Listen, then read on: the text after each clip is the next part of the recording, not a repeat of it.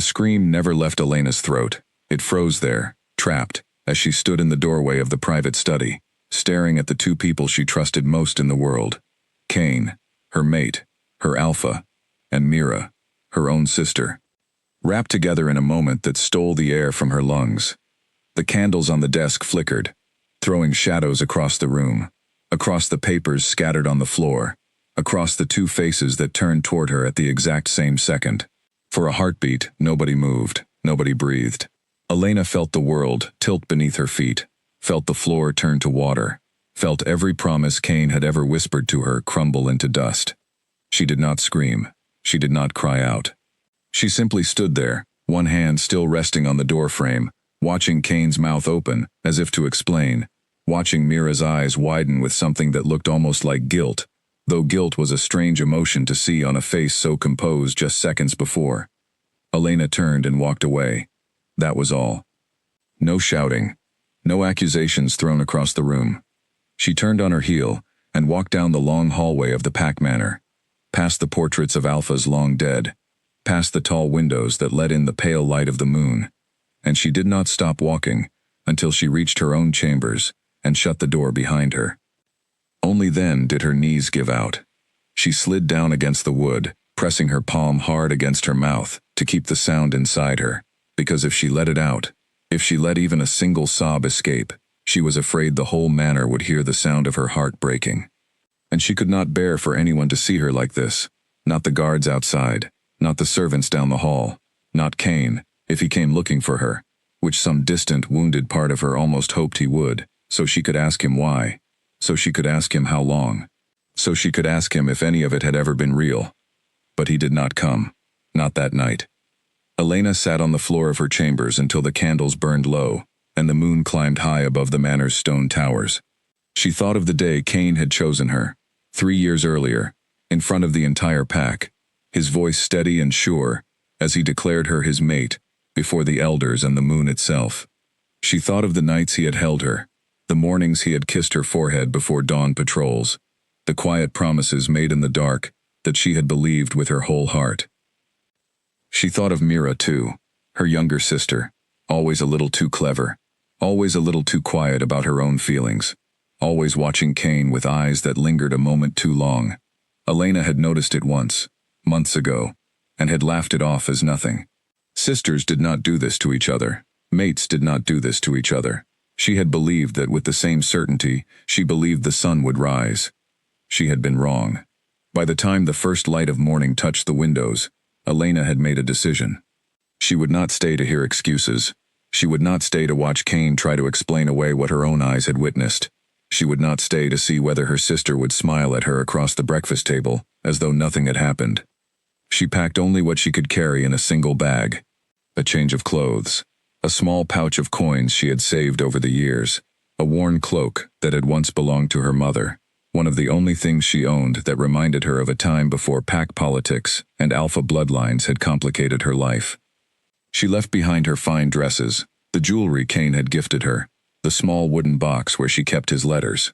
She left behind everything that tied her to this life, because every single one of those things now felt like evidence of a lie. At the small writing desk near the window, Elena paused. She owed him nothing, not anymore, but some old habit, some remaining thread of the love she had carried for 3 years, made her pick up a pen. She wrote only a few lines. She did not accuse him. She did not explain what she had seen. She simply wrote that she needed to go, that he should not search for her, and that she wished him well. It was not the truth of her heart, but it was all she could manage to put on paper without breaking apart completely. She folded the note twice, and placed it on the pillow, where he would find it if he came looking. Then she pulled the hood of her mother's cloak over her hair, slipped through the servants' passage at the back of the manor, and walked out into the cold, silent dark. The guards at the outer gate barely looked twice at her. She was, after all, known to walk the grounds at odd hours, restless as she often was when sleep would not come. Nobody questioned an Omega slipping past the gate before dawn. Nobody imagined she was leaving for good. Elena walked for hours, following the old forest road that wound away from the pack's territory, putting distance between herself and everything she had once called home. The forest was quiet at that hour, the kind of quiet that pressed in on all sides, broken only by the sound of her own footsteps on the packed earth and the occasional call of a night bird somewhere in the canopy above. She did not look back. By midday, exhaustion had settled deep into her bones, but she pushed forward, driven by something stronger than tiredness. She needed to be far away before anyone realized she was gone. She needed to be somewhere Kane's scent trackers could not easily follow. She had grown up hearing stories of unclaimed territories far beyond the reach of any single pack, places where a person could disappear and build a life untouched by old loyalties. She decided, somewhere on that long and lonely road, that this was where she would go. 3 days later, she crossed into land that belonged to no pack at all, a quiet stretch of countryside, dotted with small human and shifter villages that kept mostly to themselves. She found a modest inn on the edge of one such village and paid for a room with the last of her coin, telling the innkeeper only that her name was Elena and that she was searching for a fresh start. That night, lying on a thin mattress in an unfamiliar room, Elena finally allowed herself to cry. She cried for the mate she thought she had known. She cried for the sister she thought she could trust. She cried for the life she had built and the life she had just walked away from, and she cried until there were no tears left, only a hollow, aching quiet where her heart used to be. But somewhere in that quiet, a small, stubborn strength began to take root. She was alone now, truly alone for the first time in her life, but she was also free. Free from the deception, free from the manor and its portraits of long-dead alphas, free from having to watch her sister's face every single day and wonder how long the betrayal had been going on before she caught them.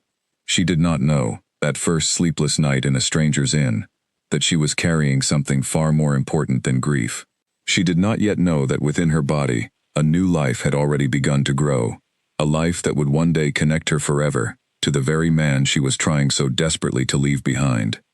For now, she knew only one thing: she could never go back. The following morning, Elena rose before the sun and began asking quiet questions around the village.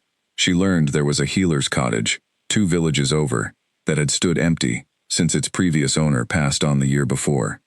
She learned the local people were kind enough, though wary of strangers, and that a person with steady hands and a good heart could earn their trust with time. She learned that this region answered to no alpha, no pack council, no bloodline claims. It was simply land, shared by those who chose to live on it peacefully. It felt, for the first time in days, like a place she could breathe. She traveled the short distance to the empty cottage and stood outside it for a long while, studying its weathered walls, its overgrown garden, its small windows facing east toward the rising sun. It was nothing like the pack manor. There were no grand halls here, no portraits, no guards at iron gates. There was only silence and possibility. Elena stepped inside and began, quietly, to build a new life. She spent that first week clearing dust and cobwebs, mending a broken shutter, coaxing the old hearth back to life. She traded small favors with her new neighbors, mending a torn shirt here, treating a child's fever there, slowly earning the kind of trust that could not be bought with coin. She told no one where she came from. She told no one her true name in full, choosing instead to be known simply as Elena, a healer newly arrived, with no family to speak of, and no interest in discussing her past. At night, when the village grew quiet and the cottage settled into stillness around her, Elena allowed herself brief moments to think of Kane. She wondered if he had found her note yet. She wondered if he had gone looking for her, or if, perhaps, he and Mira had simply continued on, as though nothing important had been lost. The thought still cut deep, sharper than she expected each time it returned, but she forced herself not to dwell on it. Dwelling would not change what she had seen. Dwelling would not undo the walk down that long hallway, away from the study where her world had shattered. She focused instead on the work in front of her, on the garden that needed tending, on the villagers who began to greet her by name in the mornings, on the strange, unfamiliar feeling of being entirely responsible for herself, entirely free to make her own choices without an alpha's approval or a pack council's rules. It was during the second week in her new home that Elena first noticed something was different, a weariness that sleep did not cure, a sensitivity to certain smells that had never bothered her before, a quiet, persistent feeling low in her body that she recognized, with a jolt of disbelief, from stories older healers had once told her. She sat very still in her small kitchen one morning, staring at nothing, as the realization settled over her like a wave.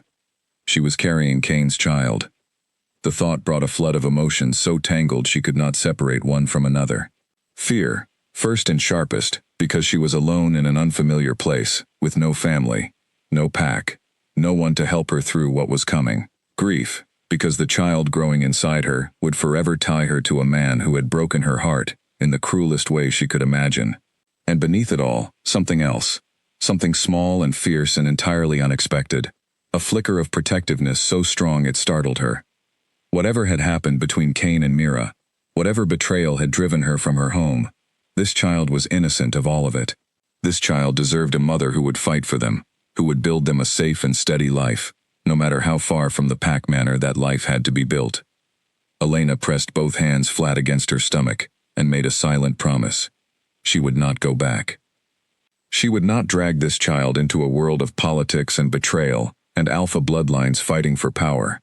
She would raise them here, in this quiet corner of the world, far from anyone who might use them as a piece in some larger game. She did not yet know there would be 2 children, not one. She did not yet know how much strength that discovery would demand of her in the months ahead, but in that small kitchen, with morning light spilling through the window, and her hands pressed against the life growing within her, Elena felt something she had not felt since the night she found Kane and Mira together. She felt hope. It was fragile, and it was frightened, but it was there, and it was enough to carry her forward into whatever came next. Back at the pack manor, the sun rose that same morning, on a very different scene. Kane stood in Elena's empty chambers, the folded note trembling slightly in his hand, his mind refusing to accept what his eyes were reading. She was gone. She had left in the night, without a word beyond these few short lines, without giving him any chance to explain, to apologize, to understand what had happened. He did not yet know what she had seen. He only knew that the mate he loved had vanished, and that somewhere between one sunset and one sunrise, his entire world had shifted on its axis, and he had no idea why. He called for the guards. He called for the trackers. He called for anyone who might know which direction Elena had gone. But by then, Elena was already 3 villages away, and the trail she left behind had long since gone cold beneath the morning dew. Kane's search lasted only a handful of days before the elders convinced him to let it rest. Trackers combed the forest roads leading away from the manor, but the trail split in a dozen directions where old paths crossed, and no scent held strong enough to follow past the second village. Kane refused to accept defeat so easily. He rode out himself, twice, covering ground his trackers had already searched, hoping his own senses might catch something theirs had missed. Both times he returned with nothing but dust on his boots, and a deepening ache in his chest. Mira was always nearby during those difficult days, offering comfort in soft words and steady presence. She reminded him, gently, that Elena had seemed unhappy for weeks before she vanished, quiet at dinners, distracted during pack gatherings, prone to long walks alone at odd hours. She suggested, carefully, that perhaps Elena had simply needed distance, that perhaps she would return once she had cleared her mind, and that chasing her too hard might only push her further away. Kane wanted to believe it. It was easier than the alternative, easier than imagining something had happened that drove Elena away in fear or anger rather than simple restlessness. He did not know, could not have known, that the woman offering him comfort was the very reason his mate had disappeared into the night. 2 weeks passed, then a month. The pack, ever practical, began to whisper that perhaps the bond between Kane and Elena had never been as strong as it appeared, that perhaps she had simply chosen to leave the life of an alpha's mate behind, for reasons known only to herself. Kane hated the whispers, hated the way they diminished what he knew, deep in his bones, had been real. But with no trail to follow, and no answers to offer, he could not silence them either. He threw himself into pack duties instead, training with his warriors from dawn until dusk, sitting through council meetings that stretched long into the night. Anything to keep his mind too occupied to dwell on the empty space beside him at every meal, every gathering, every quiet evening in his own chambers. Sleep became a stranger to him. He would lie awake staring at the ceiling, replaying the last weeks he and Elena had shared together, searching for some sign he had missed, some clue that might explain her sudden absence. He found nothing, because the truth was not hidden in some overlooked conversation or forgotten argument. The truth was hidden behind his sister-in-law-to-be's calm, patient smile, and Cain, trusting her as family, never once thought to look there. Months passed in this uneasy rhythm. The pack adjusted, as packs always do, to the absence of their alpha's mate. New matters demanded attention. Border disputes with a neighboring territory required careful negotiation.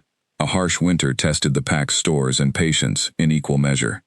Cain led through it all with steady competence, earning respect, even as grief carved quiet hollows beneath his composed exterior. Mira remained close throughout, present at council meetings, present at meals, present in the small, quiet moments when Cain most needed a steady shoulder. She never pushed, never rushed, content instead to simply exist within his orbit, waiting with the patience of someone who had already set her plan into motion and now needed only time to let it unfold.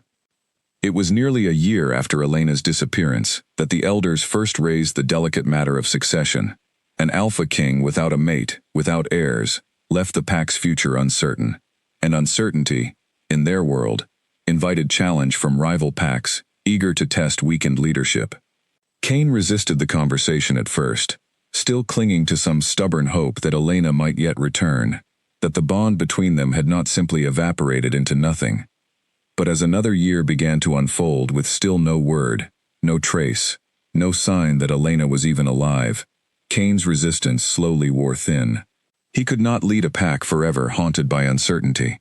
He could not, in fairness to his people, refuse to consider the future, simply because his own heart remained tangled in the unanswered questions of the past. Mira, ever present, ever patient, began to occupy a more visible role within the council's discussions. She spoke thoughtfully during meetings, offered sound counsel during disputes, and slowly became someone the elders looked to as a steady, capable presence beside their grieving alpha. Cain, still wrapped in his own unresolved sorrow, did not notice how carefully she had positioned herself, nor how deliberately she filled the space Elena had left behind. He did not love her, not the way he had loved Elena, but loneliness has a way of blurring lines that once seemed clear, and grief has a way of making comfort feel like something more than it truly is. Cain found himself, in the quiet months that followed, leaning on Mira's presence more than he intended, grateful for someone who understood the pack's rhythms and never demanded more from him than he could give. He did not yet know that the woman he leaned on was the architect of his deepest loss. Far away, in her small cottage healer's practice, Elena knew nothing of these developments. She had built walls around her old life so thoroughly that no word of pack politics ever reached her quiet corner of the world. Her days were consumed entirely by new concerns, concerns far more immediate and demanding than anything happening within the pack manor's stone walls. Her pregnancy, once confirmed, had progressed with a rapid unfamiliarity that unsettled even her own healer's knowledge. She grew larger, faster than she expected, tired, more easily than the stories she had heard described, and felt movement within her that seemed, at times, to come from more than one place at once. It was an elderly healer from a neighboring village, brought in to assist when Elena's own uncertainty grew too great to manage alone, who finally confirmed what Elena had begun to suspect. Twins. The word landed with the weight of a boulder. Elena sat very still on the edge of her small bed, absorbing the news, her hands trembling slightly against the worn quilt beneath her. 2 children, 2 lives depending entirely on her, in a place where she had no family, no pack, no mate to share the burden or the joy of what was coming. Fear threatened to overwhelm her in that moment, but Elena had grown practiced, over the past year, at pushing fear aside in favor of practical action.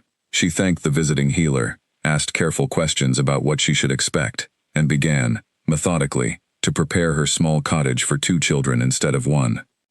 She sold a few pieces of jewelry she had kept hidden, small items she had brought from her old life without quite knowing why, and used the coin to reinforce her cottage against the coming winter. She built a second small cradle beside the first, carved by a kind village carpenter, in exchange for months of free healing services. She stocked her shelves with herbs known to ease difficult births, and studied every text she could find on caring for twins in their earliest, most fragile days. Through it all, she did not once consider returning to the pack manor. Whatever comfort or safety a wealthy alpha's household might offer, she knew the cost of that comfort too well. She would rather face the uncertainty of raising 2 children alone in a quiet village than return to a life built on betrayal, no matter how difficult the path ahead might prove. The village women, sensing her isolation, slowly began to draw closer as her pregnancy progressed. An older woman named Greta, who ran the village bakery, began leaving fresh bread on Elena's doorstep without being asked. A young mother named Petra, raising 3 children of her own, with a husband often away trading in distant markets, offered practical advice and, more importantly, quiet companionship during the loneliest hours of the evening. Elena had not expected kindness to find her so far from everything familiar, but it did, arriving in small, steady doses that slowly rebuilt something in her that betrayal had nearly destroyed. She began to believe, cautiously, that perhaps this strange new life, built from the wreckage of the old one, might yet become something worth having. As winter deepened and her time drew near, Elena found herself standing at her cottage window one quiet evening, watching snow fall softly over the sleeping village. She rested her hands on the swell of her stomach, feeling the twins shift within her, and allowed herself, for the first time in many months, to think not of what she had lost, but of what she was about to gain. Whatever happened next, whatever challenges 2 small lives would bring into her carefully rebuilt world, Elena knew she would face them with a strength she had not known she possessed, before the night she walked away from everything she once believed to be true. She was no longer only Cain's abandoned mate. She was about to become something entirely her own. A mother, standing on the edge of a new beginning, ready to protect what was hers no matter the cost. The first cries that filled Elena's small cottage came just before dawn, on a morning when frost still clung thick to the window panes. Greta had arrived hours earlier, summoned by a nervous young boy Elena had sent running through the dark the moment her pains began, and Petra followed soon after, bringing clean linens and calm hands that steadied Elena through hours of exhausting labor. By the time the sun fully cleared the horizon, Elena lay back against her pillows, utterly spent, cradling 2 small bundles against her chest, a boy first, with a shock of dark hair and lungs strong enough to wake the entire village with his cries. A girl second, quieter, watching the world around her with wide, alert eyes that seemed, even in those first moments, unusually aware for a newborn. Elena stared down at her children, tears slipping freely down her cheeks, and felt something inside her chest crack open and rebuild itself all at once. Whatever pain had driven her from her old life, whatever betrayal had shattered her heart, none of it mattered in this moment. These 2 small lives, utterly dependent on her, had already become the entire center of her world. She named the boy Aiden, a name she had heard once in her travels, and liked simply for the sound of it, unconnected to anyone or anything from her old life. She named the girl Lyra, a soft, gentle name that felt right the moment she spoke it aloud. Neither name carried any trace of the pack manner, of Cain, of the family she had left behind. They were new names for a new beginning, entirely her own to give. Greta and Petra stayed through those first difficult days, helping Elena navigate the exhausting demands of caring for 2 newborns at once. The village, in its quiet way, rallied around her further still. Meals appeared on her doorstep without request. Offers to mind the children while Elena rested arrived more often than she could accept. She had come to this place a stranger, fleeing heartbreak with nothing but a single bag and a broken heart. And somehow, in the space of a single year, she had built herself a family of a different kind, one bound not by blood or pack loyalty, but by simple, steady kindness. The twins grew quickly, as children do, and it did not take long before Elena began to notice things that set them apart from the other village children. Aiden walked earlier than expected, speaking in full sentences before most children his age managed simple words. Lyra, quieter and more watchful, seemed to sense things around her that others missed entirely, once tugging insistently at Elena's sleeve moments before a storm rolled in that no one else had predicted. Elena watched these small signs with a careful, guarded heart. She knew, better than anyone, what bloodline ran through her children's veins. She knew the strength and instinct of an alpha king lived within them, waiting to reveal itself more fully as they grew. She had hoped, perhaps foolishly, that raising them far from pack politics might allow that inheritance to remain dormant, unremarkable, safely hidden. But blood, she was beginning to learn, does not stay quiet forever. By the time the twins reached their 4th year, Their differences from other village children had become impossible to ignore entirely. Aiden could outrun boys twice his age without tiring. Lyra's senses seemed sharper than any child should possess, catching sounds and scents from distances that startled even Elena. The village, kind as it was, began to whisper in the gentle, curious way small communities often do about anything unusual. Elena knew she needed to prepare her children, carefully and honestly, for the truth of what they were. She began, when they turned 5, to explain, in simple terms suited to young minds, that they carried special blood, that they were part of an old and powerful lineage, and that this gift came with both strength and responsibility.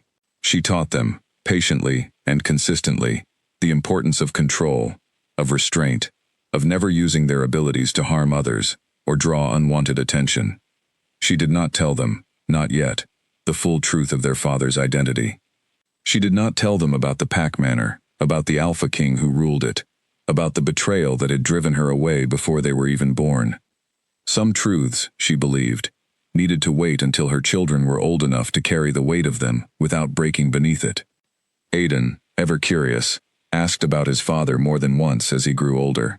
Elena answered carefully each time, telling him only that his father was a good man in some ways, and a flawed man in others, that circumstances had separated them before Aiden was born, and that someday, when he was older, she would share the full story. Aiden, sharp even as a young boy, sensed there was more beneath his mother's careful words, but he respected her enough not to press further than she was willing to go. Lyra asked less often, content instead to simply exist in the present, absorbing the world around her with her quiet, watchful eyes. She seemed to understand, in ways beyond her years, that some questions were not yet ready to be answered, and she carried that patience with a grace that often startled her mother. As the years passed, Elena's healing practice grew steadily more respected throughout the region.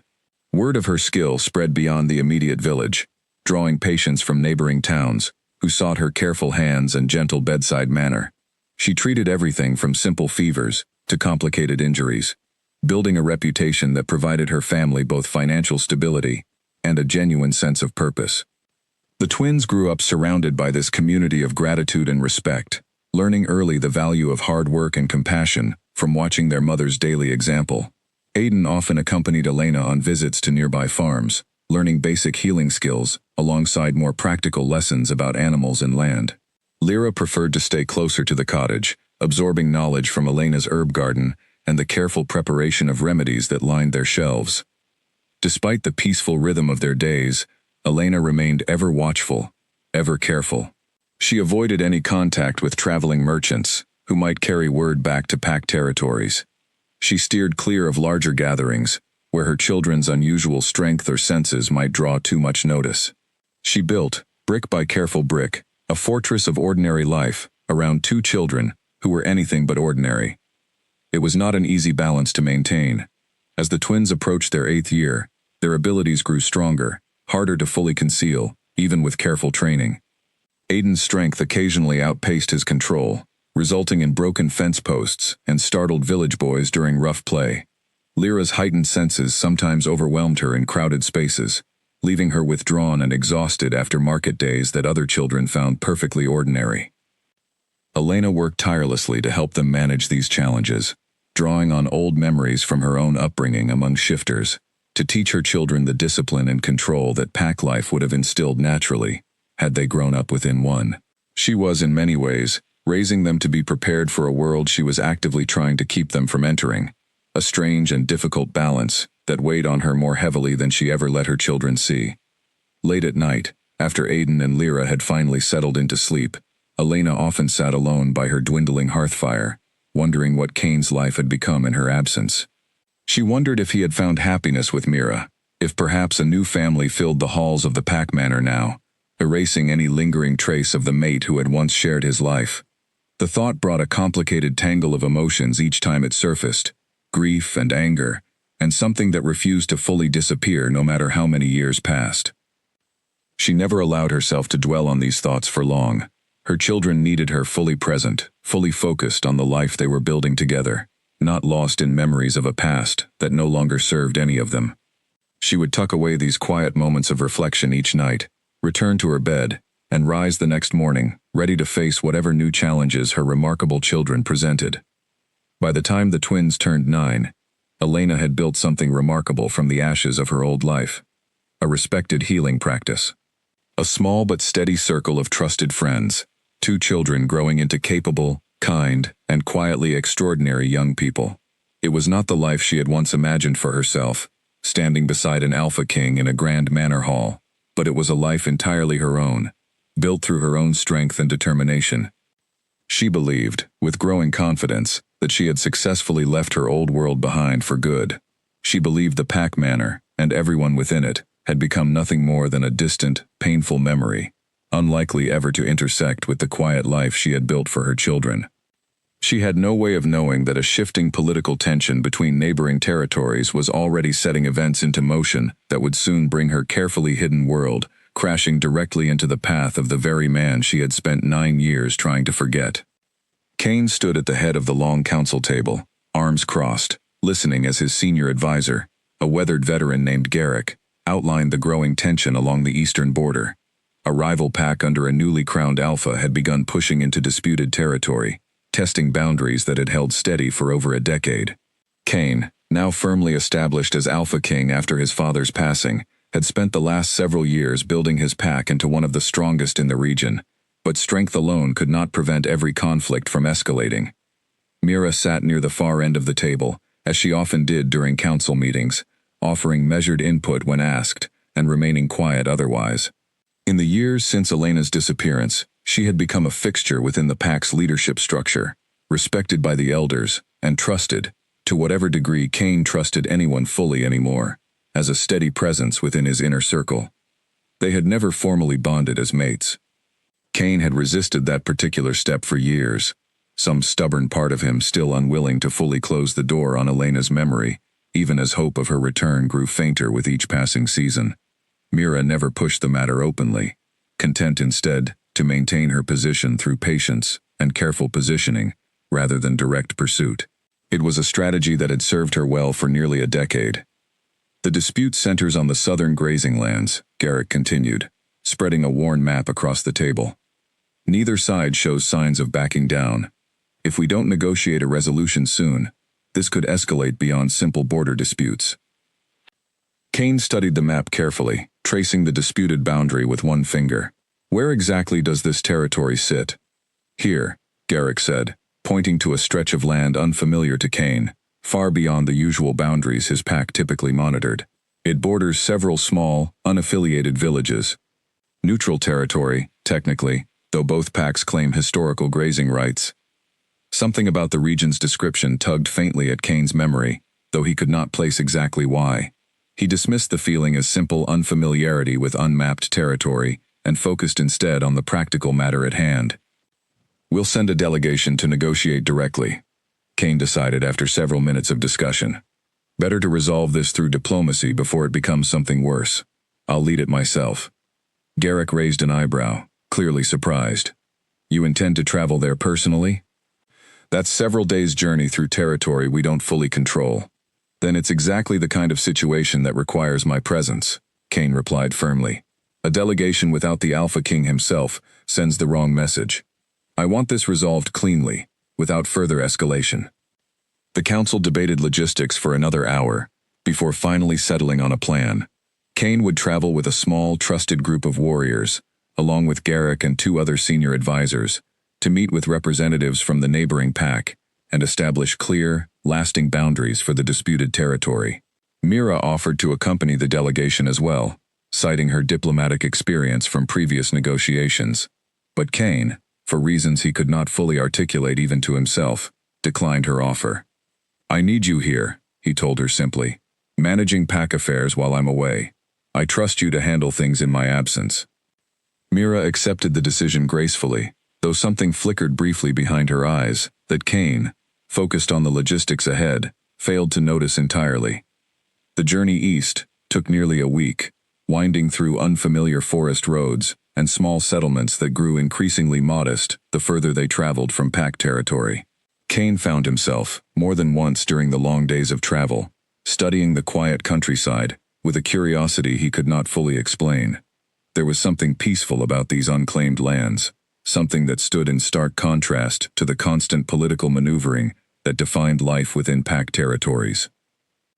They arrived at the negotiation site, a modest gathering hall in a village positioned roughly between the disputed grazing lands, on a cool morning with autumn just beginning to color the surrounding trees.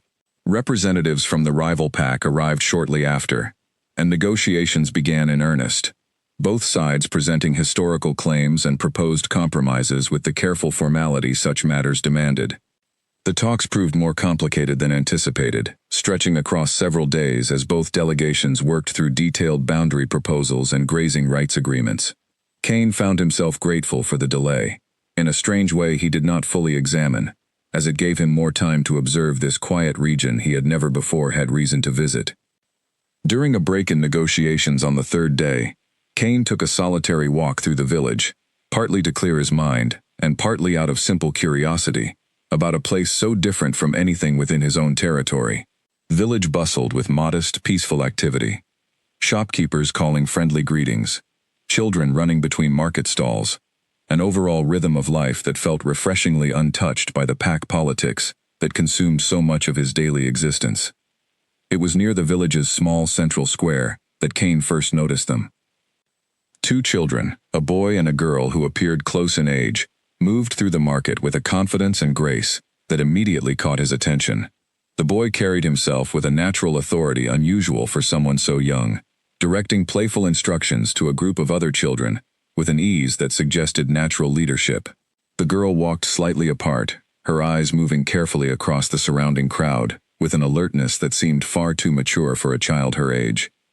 Cain stopped walking entirely, watching the two children with an inexplicable pull he could not immediately explain. Something about their bearing, their movement, the particular way the boy's dark hair caught the afternoon light, stirred something deep and unfamiliar within him, a recognition he could not place but felt with startling certainty nonetheless.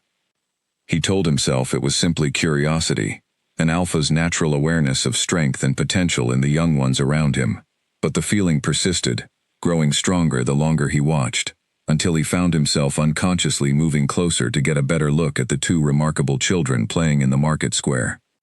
The girl noticed him first. She turned suddenly, as though sensing his approach before he had made any sound, and fixed him with a direct, curious gaze that felt startlingly familiar, though Cain could not immediately say why. Her eyes held a particular shade, a warm brown that seemed to hold depths beyond her apparent years, and something about that gaze sent an unexpected jolt through his chest. "Can I help you, sir?" the girl asked, her voice polite, but carrying an undertone of careful assessment that impressed Cain despite himself. Most children her age would have simply stared or looked away, but this girl met his gaze directly, evaluating him with a composure well beyond her years. "Forgive me," Cain said, recovering himself. "I didn't mean to stare. I'm visiting for the border negotiations. I simply noticed you both seemed quite skilled for your age." The boy had joined his sister by now, standing slightly protective at her side, studying Cain with the same careful assessment. "We're just playing, sir. Nothing special about it." But there was something special about it, Cain thought, watching the easy strength in the boy's stance, the sharp awareness in the girl's watchful eyes. He had spent his entire life around shifter children, had trained countless young pack members through their early years, and he recognized, with growing certainty, the particular quality these two children possessed. Strong blood ran through them, stronger than typical village children should carry. "What are your names?" Cain asked, curiosity overriding his usual diplomatic restraint. "Aiden," the boy answered simply. "Lyra," the girl added, still watching Cain with that same careful, evaluating gaze. The names meant nothing to Cain, carried no immediate recognition, and yet something about standing before these two children left him with a strange, unsettled feeling he could not shake. He wanted to ask more, wanted to understand what pulled at him so strongly, but a voice calling across the market square interrupted the moment before he could continue. "Aiden, Lyra, time to come home." Cain turned toward the voice and felt his entire world tilt sideways. Standing at the edge of the market square, dressed in simple traveling clothes with a healer's satchel slung across one shoulder, was a woman whose face he had spent 9 long years trying, and failing, to forget. Elena. Older now, her features carrying a quiet maturity that only enhanced the beauty he remembered so vividly, but unmistakably, impossibly, the mate he had lost without explanation nearly a decade ago. For a long, frozen moment, Kane could not move, could not speak, could not process the impossible sight before him. Elena's eyes met his across the crowded square, and he watched her face shift through shock, disbelief, and something that looked painfully close to fear, all within the span of a single heartbeat. "Aiden, Lyra," Elena called again, her voice tighter now, more urgent. "Come here, please, now." The children obeyed immediately, moving toward their mother with the quick responsiveness of well-trained pack children, though both cast curious glances back toward Kane as they went. Kane watched them cross the square, watched Elena's protective arm wrap around each child's shoulders, watched her put careful distance between her family and the man standing frozen in the marketplace.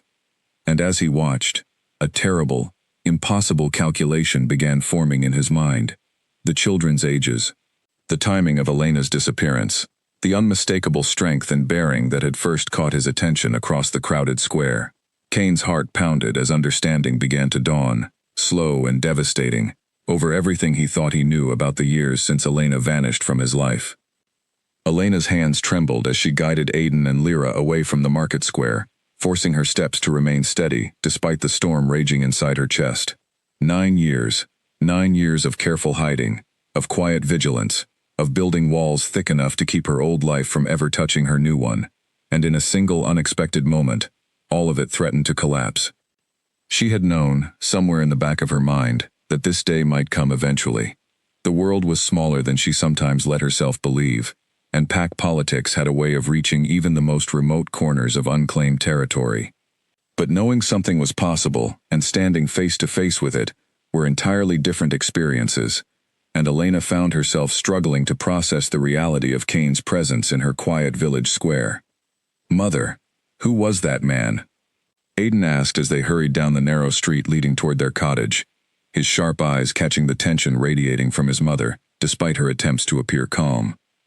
"No one important," Elena answered, though her voice carried a strain that betrayed the lie even to her own ears. "Just someone visiting for the border negotiations," as he said. Lyra remained quiet beside her, but Elena caught the thoughtful expression on her daughter's face, the particular stillness that always meant Lyra was processing something carefully before speaking. She said nothing further until they reached the safety of their cottage, but Elena knew, with a mother's certainty, that this would not be the end of the conversation. Once inside, Elena busied herself with unnecessary tasks, straightening already tidy shelves, checking the fire that needed no tending, anything to keep her hands moving, while her mind raced through the implications of what had just happened. Kane was here, in the same region she had chosen specifically for its distance from pack territory. Kane had seen Aiden and Lyra, had spoken with them directly, had clearly noticed something unusual about their bearing that pulled his attention across a crowded market square. She had seen the recognition dawning in his eyes as she called the children's names, had watched the color drain slightly from his face as some understanding began to form. It would not take a particularly clever mind to work out the mathematics of the situation, and Kane, whatever else Elena might think of him after everything that happened, had never lacked intelligence. "Mother," Lyra said quietly, once the younger children had settled at the kitchen table with a simple afternoon meal, "you knew that man before today." It was not a question. Elena set down the bread she had been slicing and looked at her daughter, recognizing the moment she had long dreaded and long known would eventually arrive. Lyra's eyes held steady on her mother's face, patient but unwilling to be deflected with another gentle evasion. "Yes," Elena admitted quietly. "I knew him a long time ago, before you and your brother were born." Aiden's head snapped up at this, his own sharp attention now fully engaged. "Is he someone from your old life, the one you never talk about?"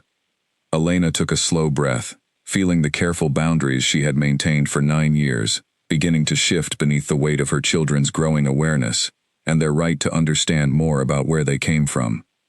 She had always known this conversation would come eventually, had simply hoped for more time to prepare properly for it. "Yes," she said again, choosing her words with deliberate care. "His name is Kane. He was someone very important to me once, before certain things happened that made it necessary for me to leave the place where I used to live and build a new life here, with the two of you. Is he? Aiden paused, working through a thought that seemed almost too large to voice aloud. Is he our father?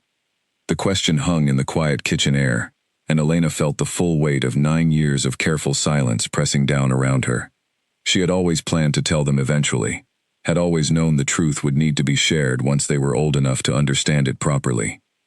She had simply never imagined the conversation would be forced by unexpected circumstance, rather than her own careful timing. Yes, she said finally, her voice steady despite the emotion tightening in her throat. Cain is your father. I left before either of you were born, and he never knew about you. I chose not to tell him, for reasons I will explain to you both when you're a little older and better able to understand the full complexity of what happened. Lyra's expression remained thoughtful, processing this information with the same careful consideration she brought to everything. Aiden, more openly emotional, struggled visibly with the sudden revelation, questions clearly forming faster than he could organize them into coherent words. Does he know about us now? Aiden finally asked. Is that why he looked at us like that in the market? I don't know exactly what he understood in that moment, Elena admitted honestly, but given how he reacted, and given how observant your father has always been, I suspect he may have begun putting the pieces together. The kitchen fell silent again, as all three of them absorbed the implications of this admission. Elena watched her children carefully, gauging their reactions, ready to offer whatever comfort or explanation they might need in this unexpected moment. But both Aiden and Lyra, remarkable in ways that continued to surprise even their own mother, seemed to be processing the news with a maturity that belied their 9 years. Will he try to take us away? Lyra asked eventually, her voice quiet but steady. The question struck Elena like a physical blow, revealing the deeper fear underlying her daughter's careful composure. She moved quickly around the table and knelt beside Lyra's chair, taking both her children's hands in her own. No one is taking either of you anywhere you don't want to go, Elena said firmly, meeting each of their eyes in turn to ensure the promise landed with full weight. Whatever happens next, whatever your father decides to do with this information, I will always be here, and I will always protect both of you. That has not changed, and will never change. Aiden nodded slowly, some of the tension easing from his young shoulders at his mother's firm assurance. Lyra studied Elena's face for a long moment, searching for any hint of uncertainty behind the confident words, before finally offering a small, trusting nod of her own. Outside, as evening settled over the quiet village, Elena moved to the small window overlooking the road leading toward the negotiation hall where the border talks continued. She did not know what Cain would do with the knowledge he had likely already pieced together. She did not know if he would seek her out directly, demand explanations, perhaps even attempt to claim the children he now knew existed. She thought of the years of careful building, the quiet life she had constructed from nothing but determination and stubborn hope, and felt a fierce protectiveness rising within her chest. Whatever happened next, whatever confrontation might be coming, she would not allow anyone, not even the children's own father, to simply walk into their lives and disrupt everything she had worked so hard to create. But even as this fierce resolve settled over her, another emotion stirred beneath it, more complicated and harder to fully name. 9 years had passed since she last stood close enough to Cain to truly see him, and something about their brief encounter in the market square had reawakened feelings she had believed long buried beneath layers of hurt and careful distance. She pushed the thought aside firmly, focusing instead on the practical matters ahead. She would need to prepare her children further, would need to think carefully about how much information to share with them in the days ahead, would need to consider whether it might be wiser to leave the region entirely before Cain's negotiations concluded, and he had opportunity to seek her out directly. That night, long after Aiden and Lyra had finally drifted into uneasy sleep, Elena sat alone by her hearth fire, turning the day's events over in her mind again and again. She thought of the man she had glimpsed across the market square, older now, carrying himself with the weight and authority of an alpha king, rather than the younger alpha she remembered from her old life. She wondered what 9 years had done to him beyond simple physical changes, wondered whether Mira remained by his side, wondered what kind of life he had built in her absence. She wondered, too, what he was thinking, in this same quiet moment, in whatever lodging the negotiation delegation had secured for the night. Had he fully understood what he witnessed in the market square? Was he, even now, working through the same devastating mathematics that had occurred to her the instant she saw recognition dawning across his features? Elena did not have answers to any of these questions, only the certain knowledge that tomorrow would bring some form of reckoning she could no longer avoid. 9 years of careful hiding had come to an unexpected end, and whatever came next, she would need to face it with the same strength that had carried her through every difficult moment since the night she first walked away from the Pack Manor, and everything she once believed to be true.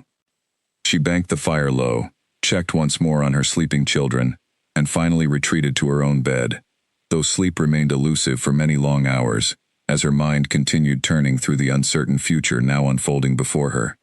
Kane did not sleep that night either. He sat alone in the modest room secured for him at the village inn, staring at the small fire crackling in the hearth, his mind replaying every detail of the encounter in the market square, over and over, until the images blurred together into a single overwhelming realization he could no longer ignore. 2 children. A boy and a girl, clearly close in age, both carrying unmistakable signs of strong shifter blood despite growing up entirely outside pack structure.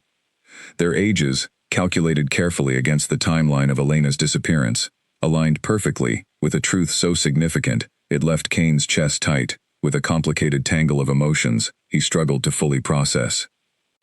He had children, 2 children he never knew existed, raised for 9 years in complete ignorance of his own existence, growing up believing, based on Elena's careful deflections, that their father remained essentially a mystery, best left unexplored. Anger flared first, sharp and immediate, directed at the unfairness of 9 lost years he could never reclaim. He had missed their births, their first steps, their first words. 9 years of milestones and memories that could never be recovered no matter what happened moving forward. The loss struck him with unexpected force, deeper and more personal than the political frustrations that typically consumed his daily concerns as Alpha King. But beneath the anger, a more complicated question began to surface, one that demanded answers before he could properly process anything else. Why had Elena kept this from him? Why had she disappeared so completely, so suddenly, without any explanation beyond a brief note asking him not to search for her? What had happened in the days before her disappearance that could possibly justify keeping his own children hidden from him for nearly a decade? Kane rose from his chair and moved to the small window, staring out at the quiet village street below, illuminated only by scattered lantern light and the pale glow of stars overhead. Somewhere in this village, Elena and their children were sleeping, or perhaps, like him, lying awake processing the same overwhelming revelations that had upended everything he thought he understood about the past 9 years. He needed answers. He needed to understand what had driven Elena away so completely, what secret or grievance had been significant enough to justify keeping his own children's existence hidden from him. Whatever the reason, whatever explanation Elena might offer, Kane knew with absolute certainty that he could not simply return to his pack territory and continue as though this discovery had never happened. The negotiations concluded the following morning with a formal agreement establishing clear boundaries for the disputed grazing lands, both delegations satisfied enough with the compromise to avoid further conflict. Kane moved through the final ceremonial proceedings with careful composure, though his mind remained entirely consumed by thoughts of Elena and the children waiting somewhere in the village beyond the negotiation hall.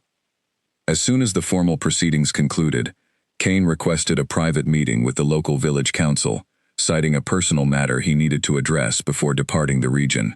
Garrick, sensing something significant had shifted in his alpha's demeanor since the previous afternoon, offered to accompany him, but Kane declined, insisting this particular matter required his presence alone. He found his way to the village council office and requested information about a healer named Elena who practiced within the region. The council members, initially hesitant to share information about a respected local resident with an outside alpha, eventually relented after Kane explained, carefully and with visible restraint, that the matter concerned a personal family connection, rather than any political interest in the woman herself. They directed him to Elena's cottage, located a short distance outside the main village, and Kane found himself walking the quiet forest path toward it with a nervousness he had not experienced since his earliest days as a young, uncertain alpha still learning to lead his pack. 9 years of unanswered questions, of grief he had never fully understood the source of, weighed heavily on him, as the small cottage came into view through the trees ahead. Elena was in her garden when he arrived, kneeling among rows of carefully tended herbs, her attention focused on the practical task before her, rather than the path leading to her home. She looked up as his footsteps became audible on the packed earth path, and Cain watched her expression shift from surprise to careful, guarded wariness within the span of a single heartbeat. "Cain," she said, rising slowly to her feet, brushing dirt from her hands with movements that seemed deliberately measured, buying herself time to gather composure. "I suspected you might come." "Then you understand why I'm here," Cain replied, his voice carrying more restraint than the storm of emotions churning beneath his calm exterior. "Elena, are they mine? Aiden and Lyra?" The direct question hung between them in the quiet garden air. Elena held his gaze steadily, and Cain watched something shift in her expression, some final decision settling into place after 9 years of careful avoidance. "Yes," she said simply, "they're yours." The confirmation, though expected, still landed with devastating weight. Cain felt his knees nearly buckle beneath the full reality of it, 9 years of unknown fatherhood crystallizing into undeniable truth in a single quiet word. He ran a hand through his hair, struggling to organize the flood of questions demanding immediate answers. "Why?" he finally managed. "Why did you keep this from me? Why did you leave it all, without any explanation beyond that brief note? Elena, I searched for you. I searched for months, and when I couldn't find you, I spent years wondering what I had done wrong, what conversation we'd had that I couldn't even remember clearly enough to understand what drove you away." Elena's composure cracked slightly at this, old hurt resurfacing despite the years that had passed. "You don't remember what happened that night? You truly don't remember?" "What night?" Cain pressed, genuine confusion evident in his voice and expression. "Elena, please, help me understand. I have spent 9 years without answers. I deserve to know what happened." Elena studied his face carefully, searching for any sign of deception, any indication that his confusion was performed rather than genuine. What she found instead was something that made her own carefully maintained anger waver slightly, a raw confusion in Cain's expression that seemed entirely authentic. "I found you," she said finally, her voice tight with the effort of revisiting a memory she had carried alone for 9 long years. "In the private study, the night before I left, I found you with Mira." Cain's face went pale, genuine shock replacing the confusion that had marked his expression moments before. "What? Elena, that's impossible. I have no memory of any such thing. Mira and I were never—" "I saw you," Elena interrupted, old pain sharpening her voice despite years of practiced restraint. "I saw you both together, in an embrace that left absolutely nothing to misinterpretation. I walked in, and you both turned to look at me, and then I turned and walked away because I could not bear to hear whatever explanation either of you might offer." Cain stood frozen, processing this revelation with growing horror. He had no memory of any such encounter, no recollection of ever being alone with Mira, in circumstances remotely resembling what Elena described. But something in her voice, in the raw pain still evident 9 years later, convinced him absolutely that she was not lying, that she genuinely believed she had witnessed exactly what she described. Which meant something else entirely had happened that night, something that had deceived Elena's own eyes and driven her from her home, her mate, and eventually forced her to raise their children alone for 9 long years. "Elena," Cain said slowly, his mind racing through implications too significant to fully process in the moment. "I need you to believe me. I have absolutely no memory of anything like what you're describing. Something is deeply wrong here, and I intend to discover exactly what happened, no matter what it takes." Elena studied him for a long, silent moment, 9 years of carefully maintained certainty beginning to waver beneath the weight of his evident, genuine confusion. Whatever had happened that night, whatever truth remained hidden beneath years of assumption and heartbreak, both of them now understood that far more had occurred than either had previously believed. And somewhere back at the Pack Manor, Mira continued her carefully constructed life, unaware that the truth she had spent 9 years concealing was finally beginning to unravel. The garden fell into a heavy silence as both Elena and Cain absorbed the full weight of what had just been revealed. 9 years of assumed betrayal, of one-sided grief carried entirely alone, suddenly seemed to rest on foundations far less certain than either had believed possible, until this very moment. Tell me everything you remember, Kane said finally, his voice steady, despite the turmoil clearly visible in his expression. Every detail, no matter how small it might seem. I need to understand what actually happened that night. Elena moved to a small wooden bench, positioned near her herb garden, and gestured for Kane to join her, the practical need for a difficult conversation, temporarily overriding 9 years of careful distance between them. She sat with her hands folded tightly in her lap, gathering her thoughts before finally beginning to speak.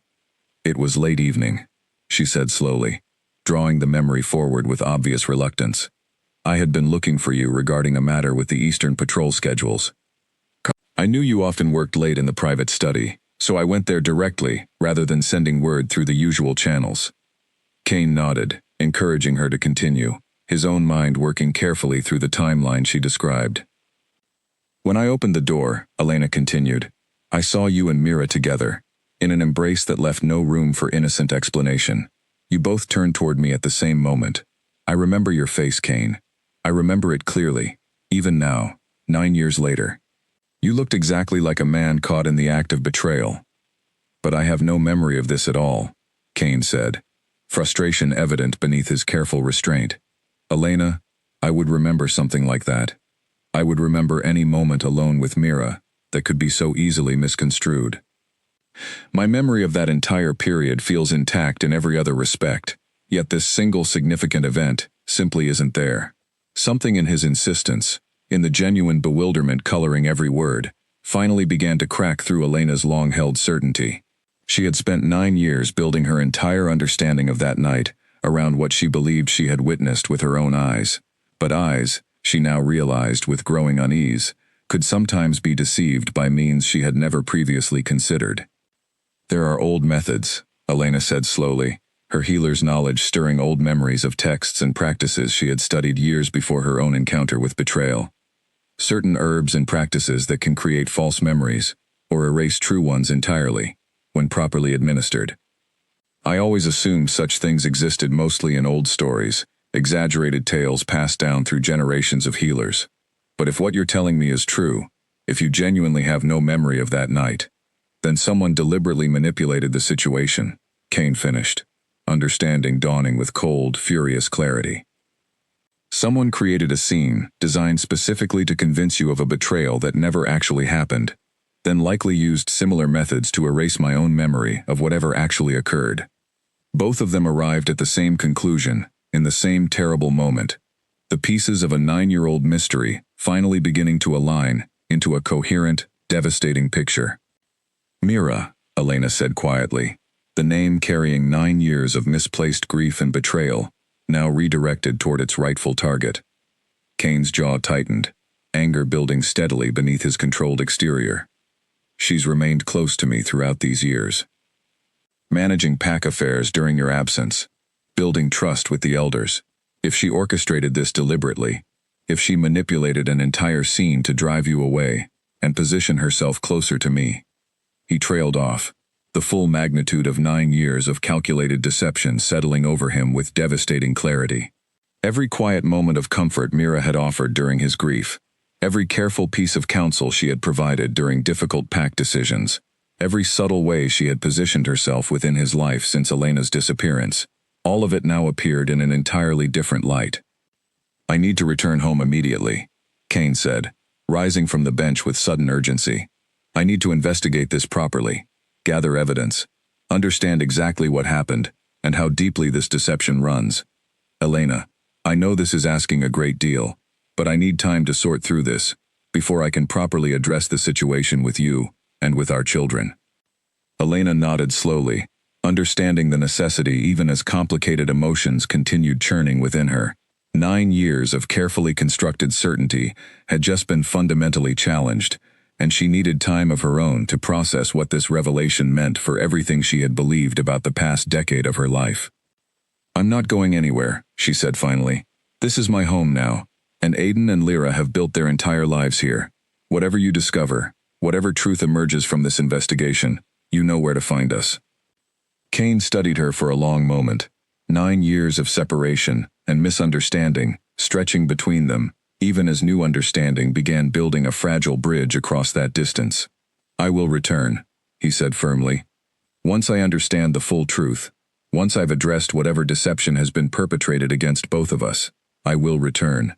I owe you that much, and I owe our children the chance to know their father properly, without the shadow of this deception hanging over everything. Elena walked him partway back toward the main village path, both of them silent as they processed the enormity of what had been uncovered in a single unexpected conversation. At the point where the path split, one direction leading back toward the negotiation hall, and the other continuing toward Elena's cottage, they paused, an awkward moment of parting stretching between two people whose entire understanding of the past decade had just been fundamentally rewritten. Elena, Kane said quietly, before turning to leave. For whatever it's worth, I never stopped searching for answers, even after the official search efforts ended. I never stopped wondering what I had done, what conversation I couldn't remember clearly enough to understand why you left. I'm sorry it took 9 years, and a chance encounter in a market square, to finally begin understanding the truth. I'm sorry too, Elena replied softly, for believing what I saw, without ever giving you the chance to explain, without ever questioning whether something more complicated might be happening. I was so certain, so completely convinced by what appeared right in front of my own eyes. You had no reason to question it, Kane said gently. Whoever orchestrated that scene clearly designed it specifically to leave no room for doubt. This isn't a failure of your judgment, Elena.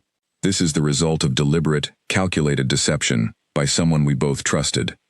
With that, Kane turned and made his way back toward the negotiation hall, his mind already racing ahead to the investigation waiting for him back at the Pack Manor. Elena watched him go, her own thoughts equally consumed by the magnitude of what had just been revealed, until finally she turned and made her way back toward her cottage, toward the children who deserved to understand, eventually, the true complexity of the story behind their unusual birth and upbringing. That evening, as she prepared a simple meal for her family, Elena found herself explaining to Aiden and Lyra, in careful age-appropriate terms, that the situation surrounding their father was more complicated than she had previously understood, that new information had come to light that changed some of what she had believed for many years. Both children listened with the same careful attention they brought to everything, absorbing this new complexity with a maturity that continued to remind Elena how remarkable her two children truly were. Neither pushed for more detail than she offered, understanding instinctively that some truths required patience to fully unfold. Far away, Kane traveled back toward Pack territory, with grim determination, his warriors and advisors sensing the significant shift in their alpha's demeanor, without yet understanding its full cause. Whatever awaited him at the Pack Manor, whatever careful investigation lay ahead to uncover the truth of Mira's deception, Kane rode toward it with a clarity of purpose he had not felt in 9 long years. The truth, however painful, was finally beginning to surface, and Kane intended to see it fully exposed, no matter what it cost him to do so. Kane arrived back at the Pack Manor a full day earlier than his delegation expected, having pushed his horse and himself through the final stretch of the journey, with an urgency that left Garrick and the other advisors struggling to keep pace. He did not pause to rest or wash away the dust of travel before summoning his most trusted senior council members to a private meeting, deliberately excluding Mira from the initial gathering. I need every record available regarding the weeks surrounding Elena's disappearance 9 years ago, Kane told the assembled elders, his voice carrying a controlled intensity that immediately signaled the seriousness of the matter. Guard rotations, visitor logs, any account of unusual activity within the manor during that specific period. Garrick, who had served the pack faithfully for decades and remembered the difficult months following Elena's disappearance with particular clarity, exchanged a concerned glance with the other elders present. Alpha, may I ask what has prompted this sudden renewed interest? It has been 9 years. I discovered something during the border negotiations that has changed my entire understanding of what happened that night, Kane replied carefully, unwilling to reveal the full truth about his children until he had gathered sufficient evidence to properly address the situation. I have reason to believe Elena's departure was the result of deliberate manipulation rather than any genuine conflict between us. The elders, sensing the gravity in their alpha's tone, immediately set about gathering whatever records remained from that distant period. Old guard logs were pulled from storage, retired warriors who had served during that time were quietly summoned for questioning, and Kane himself began methodically reconstructing the timeline of events surrounding the night Elena disappeared. It was an elderly guard named Fenwick, long since retired from active duty, but still living within the pack's territory, who provided the first significant piece of the puzzle. Summoned to a private meeting with Kane, the old warrior recalled details from that distant night with surprising clarity once properly prompted. "I remember that particular evening well, Alpha," Fenwick said, settling carefully into a chair across from Kane's desk. "I was stationed near the private study that night, part of the usual rotation. I recall Lady Mira bringing a special tea to the study around dusk, something she said was meant to help you relax after a particularly demanding council session that day." Kane's expression sharpened with sudden focus. "A tea? Do you recall anything specific about it?" "Only that it carried an unusual scent," Fenwick continued, brow furrowing, as he worked to recall details buried under 9 years of subsequent memory. "Something herbal, though not a blend I recognized from the kitchens. I thought little of it at the time. Lady Mira often looked after your well-being during those years." This detail aligned precisely with Elena's theory about herbal manipulation, and Kane felt a cold certainty settling over him as the pieces continued falling into place. He thanked Fenwick for his assistance and immediately summoned the pack's current head healer, an experienced practitioner named Oswin, who had served the community for over 2 decades. "I need to understand what herbs might be used to create false memories or erase existing ones," Kane explained, watching carefully for any reaction from the healer. "Specifically, something that could be administered through tea without detection." Oswin's expression grew troubled as he considered the question. "There are such preparations, Alpha, though they are rare and require specific, difficult-to-obtain ingredients. Moonflower root, properly prepared and combined with certain other components, can create powerful confusion in both memory and perception. It's considered dangerous, forbidden knowledge within most healing traditions, precisely because of its potential for misuse. Would you be able to identify whether such a substance had been used, even years after the fact?" Kane pressed. "Not directly, not after so much time has passed," Oswin admitted. "But if you could locate the source of such ingredients, if someone had acquired moonflower root through unusual channels around that time, that might provide more concrete evidence." Kane immediately set investigators to work, tracing any unusual purchases or acquisitions from the months surrounding Elena's disappearance. It took several more days of careful, methodical investigation, cross-referencing merchant records and quietly questioning traders who had done business with the pack during that period, before they finally uncovered what Kane had begun to suspect all along. A merchant specializing in rare herbal ingredients recalled, once shown discreet inquiries by Kane's investigators, a transaction from 9 years earlier involving moonflower root, purchased by someone matching Mira's description, under a name that was not her own.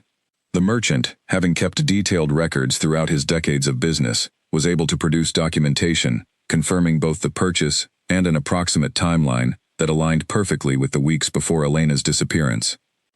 With this evidence in hand, Kane finally called Mira to a private meeting, his expression carefully neutral despite the fury building steadily beneath his controlled exterior. Mira arrived, as always, composed and gracious, though something in Kane's demeanor seemed to give her brief pause as she settled into the chair across from his desk. "Kane, you seem troubled since your return from the border negotiations," she said, her voice carrying its usual warm concern. "Is everything well?" "I met someone during those negotiations," Kane said carefully, watching her reaction with sharpened attention. "Someone I never expected to encounter again, Elena."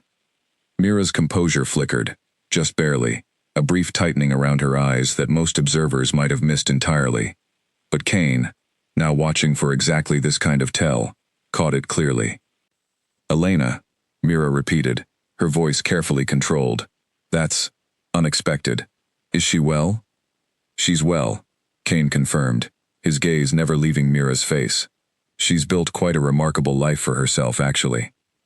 She's raised 2 children, twins, a boy and a girl, 9 years old." The color drained visibly from Mira's face, her carefully maintained composure finally beginning to crack under the weight of this revelation. "9 years old," she repeated softly. "My children, Mira," Kane said, his voice hardening as he watched guilt and panic beginning to overwhelm his sister-in-law-to-be's usually flawless self-control. Children I never knew existed, because Elena believed, based on something she witnessed the night before she disappeared, that I had betrayed her with you. Mira's hands trembled visibly now, and she opened her mouth as if to offer some explanation, but no words emerged that could adequately address the magnitude of what Kane was clearly beginning to understand. I have spent the past several days gathering evidence, Kane continued relentlessly, regarding a peculiar tea you brought to my study on the evening of Elena's disappearance, regarding moonflower root purchased under a false name from a merchant who kept detailed records of the transaction, regarding an elderly guard who clearly remembers you bringing something unusual to that room the very night my mate disappeared from my life forever. Kane, please, Mira finally managed, her voice breaking. I can explain. Then explain, Kane said, his voice cold and unforgiving. Explain why you drugged me. Explain why you orchestrated whatever scene Elena witnessed that convinced her I had betrayed her. Explain why you allowed me to spend 9 years believing my own mate had simply abandoned me, while you positioned yourself ever closer to my side, knowing full well the truth of what you had done. Mira's carefully constructed world, built patiently over 9 long years of calculated positioning and manipulation, finally began to fully collapse under the weight of undeniable evidence and Kane's unrelenting fury. The silence stretched long and heavy between them, before Mira finally spoke again, her carefully maintained composure completely shattered, replaced by something raw and desperate that Kane had never before witnessed from his usually controlled sister-in-law-to-be. I loved you, she said quietly, tears beginning to slip down her cheeks. I loved you long before Elena ever caught your attention. I watched you choose her, watched you bond with her in front of the entire pack, and I told myself I could accept it, that I could be content simply remaining close to you both as family. But you couldn't, Kane said, his voice flat with barely controlled anger. I tried, Mira insisted, though her voice carried little conviction now that the truth was finally emerging. For years, I tried to be content with what I had. But watching the two of you together, watching your happiness grow, while my own feelings remained buried and unrequited, it became harder and harder to bear. So you decided to destroy that happiness instead, Kane said. You decided that if you couldn't have what Elena had, you would simply take it from her, through deception and manipulation. Mira flinched at the harsh accuracy of his words but did not deny them. I found the moonflower root through careful research, learned how to prepare it properly to create the effect I needed. I brought you the tea that evening, timed carefully, so that its effects would take hold, just as I arranged for Elena to discover us together. Discover what, exactly? Kane demanded. What did you actually do, while I was drugged and unable to form clear memories of the events? I arranged the scene, Mira admitted, her voice barely above a whisper now. I positioned us in an embrace, timed precisely so that when Elena arrived looking for you regarding the patrol schedules, she would witness exactly what I needed her to see. You were confused, disoriented from the tea, unable to fully understand or resist what was happening around you. By the time you regained full clarity the following morning, the moonflower root had also erased your memory of that entire encounter. Kane absorbed this confession with growing horror, understanding now the full extent of the calculated cruelty behind Mira's actions. You knew Elena would leave. You knew she would believe I had betrayed her, and you let her walk away, alone and heartbroken, without ever once considering what that betrayal of trust would cost her, would cost me, would eventually cost the children neither of us knew existed. I didn't know about the children, Mira said quickly, as though this detail might somehow lessen the magnitude of her crime. I swear to you, Kane, I had no idea Elena was carrying your children when she left. If I had known, would it have changed anything? Kane interrupted, his voice cutting through her protest with cold precision. Would knowing about innocent children have stopped you from manipulating my mind, from deceiving Elena so thoroughly that she felt compelled to abandon her entire life, rather than confront a betrayal that never actually occurred? Mira had no answer for this, her tears falling freely now as the full weight of 9 years of calculated deception finally caught up with her in this single devastating confrontation. Kane rose from his desk, moving to stand before the window overlooking the Pack Manor's grounds, needing distance from Mira's presence, while he processed the magnitude of everything she had just confessed. 9 years of his own life, and Elena's, and their children's earliest years together, all stolen through a single act of calculated manipulation, born from jealousy and unrequited desire. "You will be brought before the full pack council," Cain said finally, his voice carrying the absolute authority of an alpha king rendering judgment. "You will confess exactly what you have confessed to me, without omission or excuse. The council will determine appropriate consequences for what you have done, though I suspect banishment will be the minimum punishment considering the severity of your actions." "Cain, please," Mira begged, rising from her chair with desperate urgency. "I know what I did was wrong, unforgivably wrong, but surely there's some way to resolve this without—" "There is no way to resolve 9 years of stolen time," Cain interrupted firmly. "There is no way to return the years I lost with my children, the years Elena spent believing herself betrayed and abandoned by someone she trusted completely. You made your choice 9 years ago, Mira, and now you will face the consequences of that choice." The council convened within days, and Mira's confession, delivered before the full assembly of pack elders and senior warriors, sent shockwaves through the entire community. Many had suspected something troubling about Mira's careful positioning over the years, but few had imagined the true depth of calculated betrayal underlying her patient rise within pack leadership. The elders deliberated only briefly before rendering their judgment. Mira was stripped of all standing within the pack, formally banished from the territory with orders never to return, her name struck from all official records, save as a warning against the dangers of unchecked jealousy and betrayal within pack leadership. As Mira departed the manor grounds under guard, carrying only what few belongings the council permitted her to take, Cain watched from a high window, feeling not satisfaction, but a complicated mixture of relief and lingering grief for the 9 years that could never be reclaimed, regardless of whatever justice had now been served. With the truth finally fully exposed and appropriate consequences delivered, Cain turned his attention to the matter that mattered most urgently now. He needed to return to Elena, needed to properly explain everything that had been uncovered, needed to begin, somehow, the delicate process of building a relationship with the children who had grown up entirely without him. He spent several days organizing pack affairs to ensure smooth operation during whatever time his personal matters might require, delegating authority carefully among his most trusted advisors. Garrick, who had remained a steady and loyal presence throughout the entire investigation, offered quiet counsel as Cain prepared for his return journey. "What will you do, Alpha, once you reach her?" Garrick asked during their final preparation meeting. "The truth is now known, but trust, once broken so thoroughly, often takes considerable time to rebuild." "I don't expect Elena to simply forgive 9 years of separation, because the truth has finally been revealed," Cain admitted honestly. "I don't expect my children to immediately accept me as their father, simply because circumstances have changed. I intend only to be patient, to prove through consistent action rather than empty words that I am worthy of whatever chance they might eventually be willing to offer me." Garrick nodded approvingly at this measured response. "Wisdom born from difficult experience, Alpha. I believe that approach will serve you well." With pack affairs properly arranged and his mind clear regarding his intentions, Cain finally set out on the journey back toward the quiet village, where Elena and their children had built their remarkable, resilient life. 9 years of separation, of misunderstanding, of stolen time, could not be undone through a single journey or a single conversation.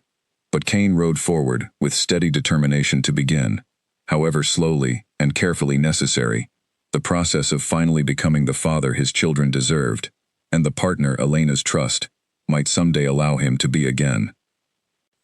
Elena was tending her garden, much as she had been the day Cain first appeared on her forest path, when she heard the familiar sound of hoofbeats approaching along the quiet road. She rose slowly, brushing dirt from her hands, and felt her heart quicken, with a complicated mixture of anticipation and lingering uncertainty, as Cain came into view, riding alone this time, without the formal escort of his previous visit. He dismounted at the edge of her garden and stood for a moment, simply looking at her, before finally speaking. "I found the truth," he said quietly. "All of it." Mira confessed everything. Elena listened, her expression carefully composed, as Cain explained the full extent of what his investigation had uncovered. The moonflower root, the false memories. 9 years of calculated deception born from jealousy that neither of them had ever suspected, lurking beneath Mira's carefully maintained composure. She listened to the account of Mira's banishment, of the council's judgment, of the justice finally served for a betrayal that had shaped 9 years of both their lives. When Cain finished, silence settled between them, heavy with everything that remained unspoken. Elena studied his face carefully, searching for any remaining trace of doubt or deception, finding instead only exhausted honesty and something that looked remarkably like hope. "I believe you," she said finally. "I believe everything you've told me. But Cain, 9 years is a long time. I built an entire life here, a life I'm proud of, a life that has nothing to do with pack politics or alpha bloodlines. I can't simply abandon everything I've built because the truth has finally come to light." "I'm not asking you to abandon anything," Cain replied earnestly.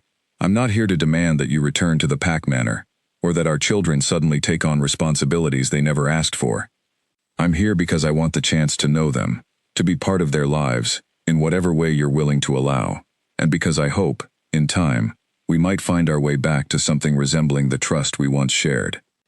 Elena considered this carefully, recognizing the genuine humility in his request, so different from the confident assumption of an alpha king, simply reclaiming what he considered rightfully his. "The children know the truth now, that you're their father. They've had time to process it, though understandably, they have questions and uncertainties of their own." "May I meet them properly?" Cain asked, not as a stranger passing through the market square, but as their father, ready to answer whatever questions they might have.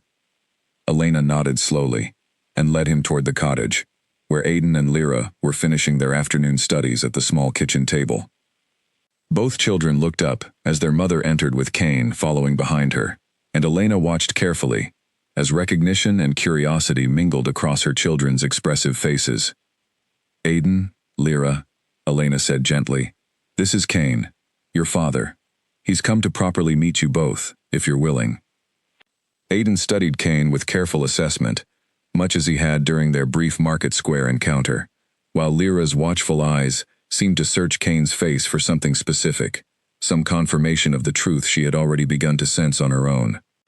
"You're the Alpha King," Aiden said finally, more statement than question. "Mother told us a little about who you are, about the pack you lead." "I am," Cain confirmed, settling carefully into a chair across from his children, mindful not to crowd them with his presence. "Though I hope, in time, you might come to know me as something more than simply a title or a distant figure of authority. I hope you might come to know me as your father, whatever that relationship comes to mean for all of us."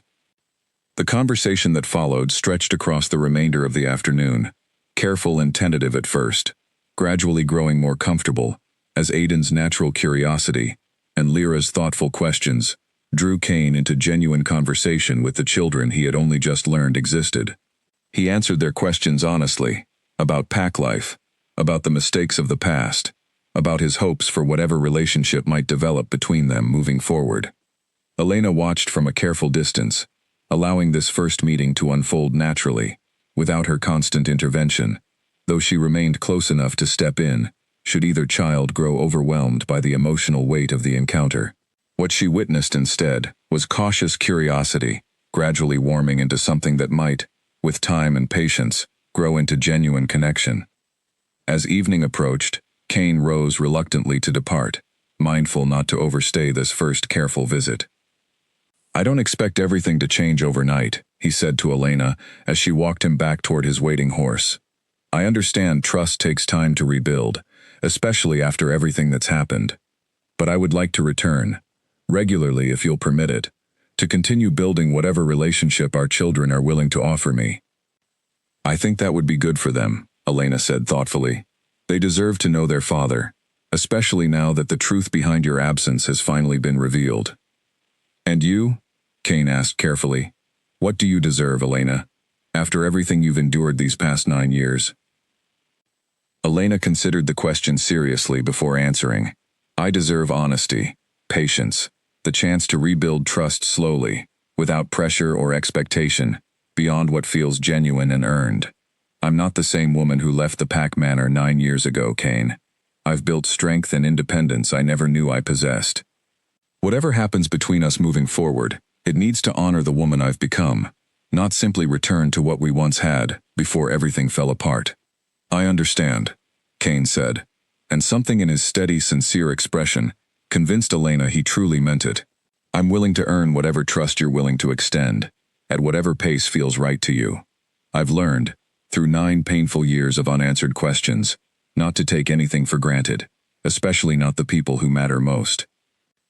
In the months that followed, Cain returned regularly to the quiet village, careful never to overwhelm Elena or the children with excessive presence or unwanted expectation. He learned the rhythms of their daily life, joined Aiden on practical errands throughout the village, listened patiently as Lyra explained her careful observations about the natural world around them. Slowly, gradually, trust began rebuilding itself between all of them, brick by careful brick, much as Elena had once rebuilt her entire life, from nothing but determination and quiet strength. Elena, too, found herself softening gradually toward the man she had once believed capable of the deepest betrayal.